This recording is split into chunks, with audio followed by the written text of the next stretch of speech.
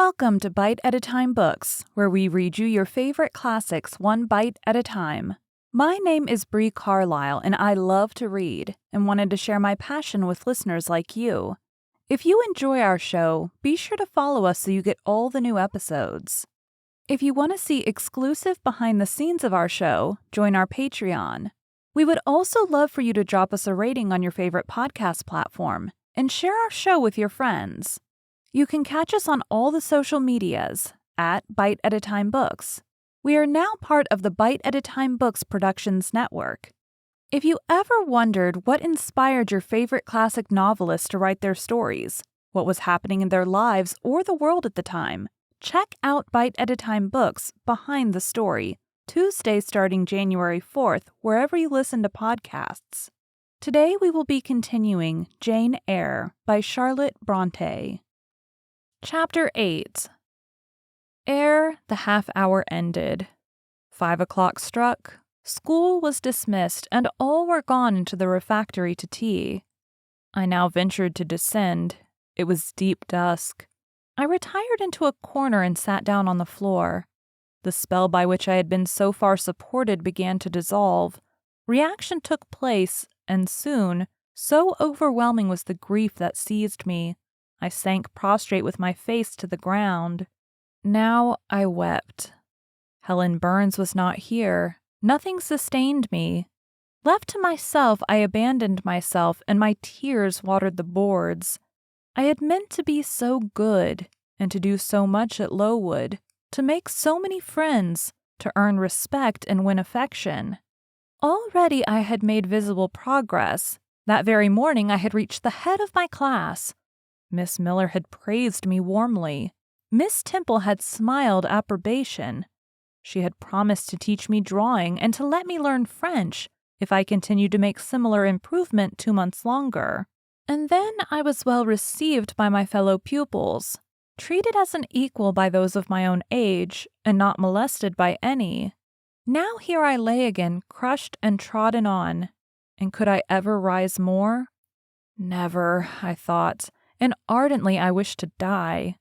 While sobbing out this wish in broken accents, someone approached. I started up again. Helen Burns was near me. The fading fires just showed her coming up the long, vacant room. She brought my coffee and bread. "Come, eat something," she said, but I put both away from me, feeling as if a drop or a crumb would have choked me in my present condition. Helen regarded me, probably with surprise. I could not now abate my agitation, though I tried hard. I continued to weep aloud. She sat down on the ground near me, embraced her knees with her arms, and rested her head upon them.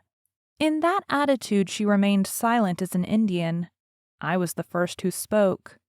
"Helen, why do you stay with a girl whom everybody believes to be a liar?" "Everybody, Jane? Why, there are only 80 people who have heard you called so, and the world contains hundreds of millions."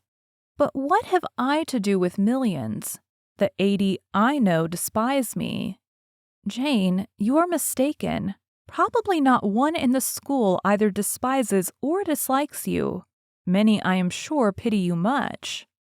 "How can they pity me after what Mr. Brocklehurst has said?" "Mr. Brocklehurst is not a god, nor is he even a great and admired man. He is little liked here. He never took steps to make himself liked. Had he treated you as an especial favorite, you would have found enemies, declared or covert, all around you. As it is, the greater number would offer you sympathy if they dared.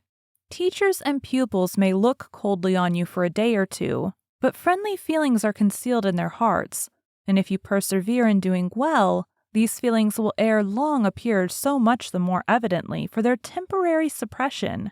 Besides, Jane," she paused.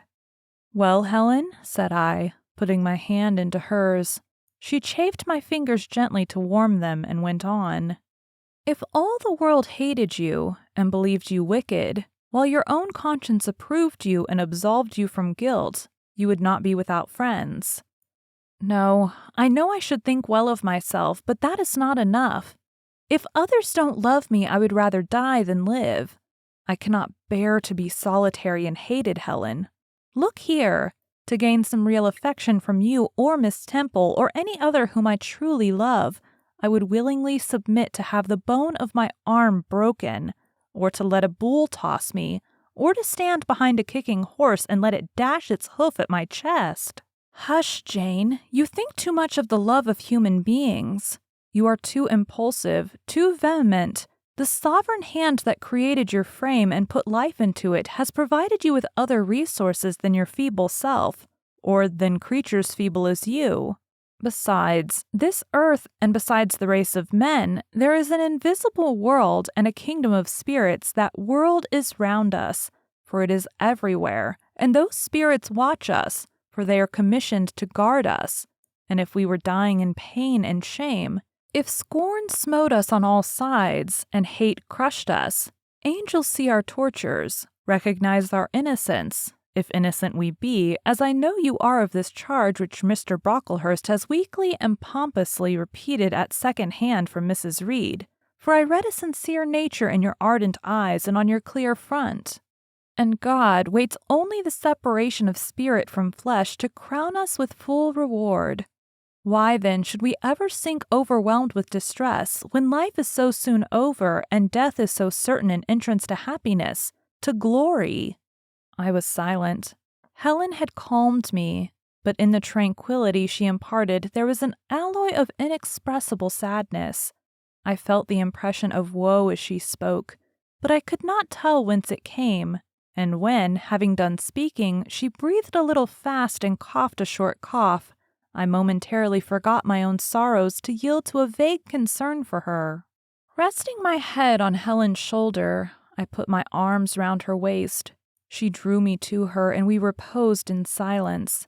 We had not sat long thus when another person came in. Some heavy clouds swept from the sky by a rising wind had left the moon bare, and her light, streaming in through a window near, shone full both on us and on the approaching figure, which we at once recognized as Miss Temple. "I came on purpose to find you, Jane Eyre," said she. "I want you in my room, and as Helen Burns is with you, she may come too." We went, following the superintendent's guidance. We had to thread some intricate passages and mount a staircase before we reached her apartment. It contained a good fire and looked cheerful. Miss Temple told Helen Burns to be seated in a low armchair on one side of the hearth, and herself taking another, she called me to her side. "Is it all over?" she asked, looking down at my face. "Have you cried your grief away?" "I am afraid I never shall do that." "Why?" "Because I have been wrongly accused, and you, ma'am, and everybody else will now think me wicked." "We shall think you what you prove yourself to be, my child. Continue to act as a good girl, and you will satisfy us." "Shall I, Miss Temple?" "You will," said she, passing her arm round me. "And now tell me, who is the lady whom Mr. Brocklehurst called your benefactress?" "Mrs. Reed, my uncle's wife. My uncle is dead, and he left me to her care." "Did she not, then, adopt you of her own accord?" "No, ma'am. She was sorry to have to do it, but my uncle, as I have often heard the servants say, got her to promise before he died that she would always keep me." "Well now, Jane, you know, or at least I will tell you, that when a criminal is accused, he is always allowed to speak in his own defense. You have been charged with falsehood. Defend yourself to me as well as you can. Say whatever your memory suggests is true, but add nothing and exaggerate nothing." I resolved in the depth of my heart that I would be most moderate, most correct, and having reflected a few minutes in order to arrange coherently what I had to say, I told her all the story of my sad childhood. Exhausted by emotion, my language was more subdued than it generally was when it developed that sad theme, and mindful of Helen's warnings against the indulgence of resentment, I infused into the narrative far less of gall and wormwood than ordinary. Thus restrained and simplified, it sounded more credible. I felt as I went on that Miss Temple fully believed me. In the course of the tale, I had mentioned Mr. Lloyd as having come to see me after the fit, for I never forgot the, to me, frightful episode of the Red Room, in detailing which my excitement was sure, in some degree, to break bounds, for nothing could soften in my recollection the spasm of agony which clutched my heart when Mrs. Reed spurned my wild supplication for pardon and locked me a second time in the dark and haunted chamber. I had finished. Miss Temple regarded me a few minutes in silence. She then said, "I know something of Mr. Lloyd. I shall write to him. If his reply agrees with your statement, you shall be publicly cleared from every imputation. To me, Jane, you are clear now." She kissed me, and still keeping me at her side, where I was well contented to stand, for I derived a child's pleasure from the contemplation of her face, her dress, her one or two ornaments, her white forehead, her clustered and shining curls, and beaming dark eyes, she proceeded to address Helen Burns. "How are you tonight, Helen? Have you coughed much today?" "Not quite so much, I think, ma'am." "And the pain in your chest?" "It is a little better." Miss Temple got up, took her hand and examined her pulse.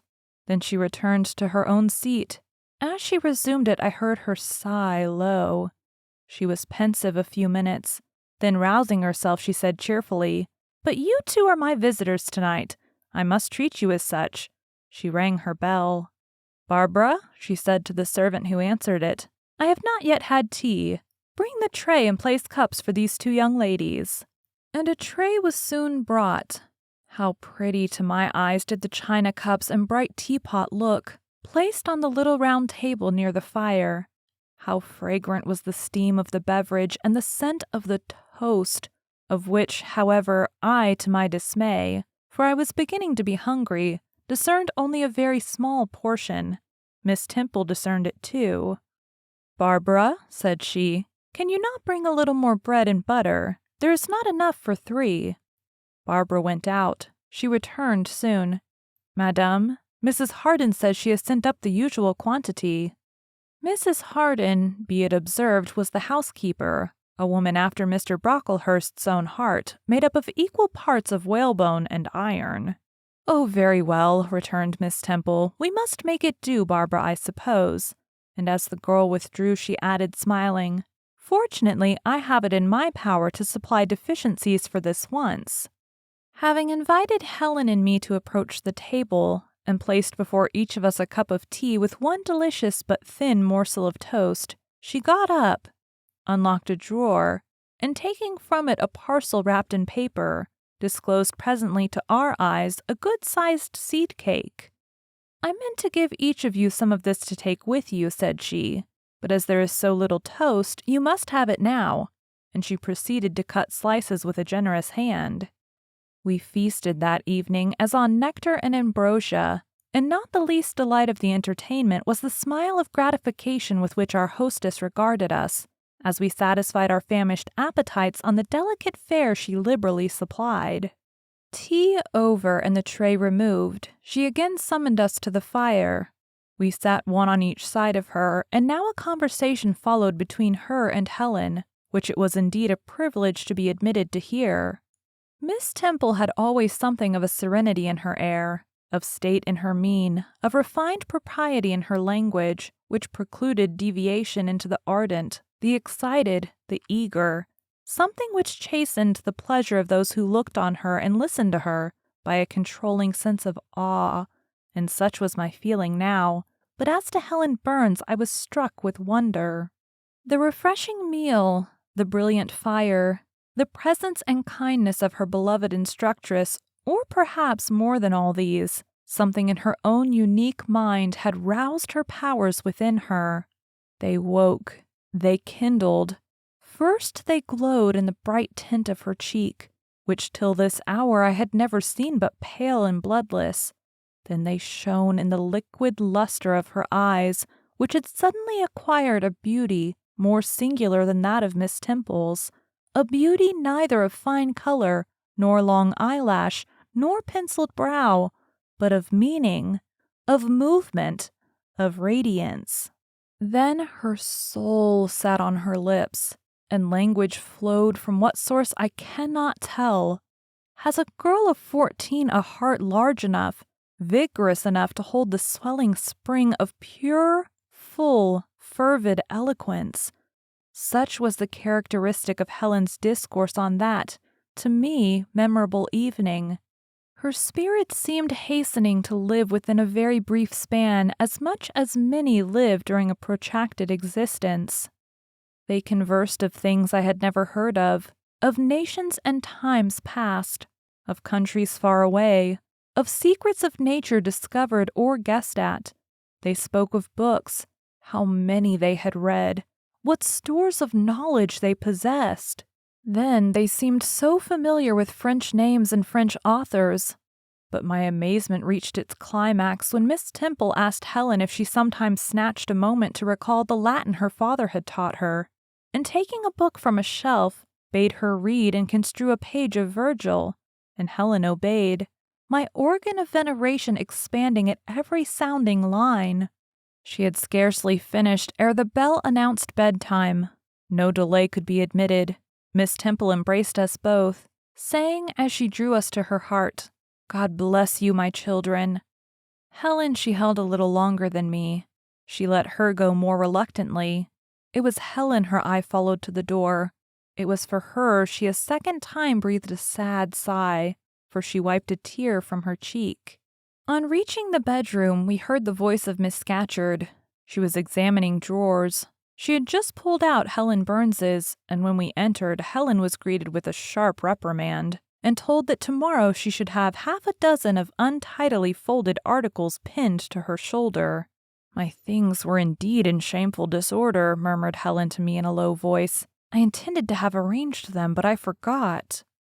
Next morning, Miss Scatcherd wrote in conspicuous characters on a piece of pasteboard the word slattern, and bound it like a phylactery round Helen's large, mild, intelligent, and benign-looking forehead. She wore it till evening, patient, unresentful, regarding it as a deserved punishment. The moment Miss Scatcherd withdrew after afternoon school, I ran to Helen, tore it off, and thrust it into the fire. The fury of which she was incapable had been burning in my soul all day, and tears, hot and large, had continually been scalding my cheek. For the spectacle of her sad resignation gave me an intolerable pain at the heart. About a week subsequently to the incidents above narrated, Miss Temple, who had written to Mr. Lloyd, received his answer. It appeared that what he said went to corroborate my account.